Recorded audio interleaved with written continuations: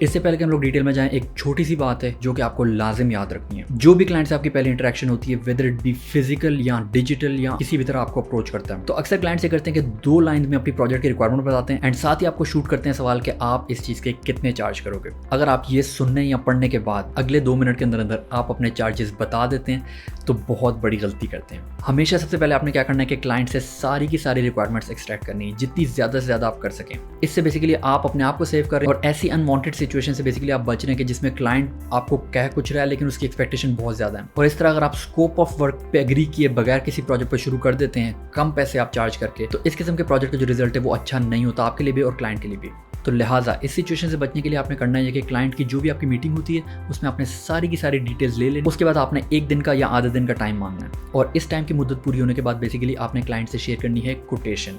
Quotation होगी official, just like any other business.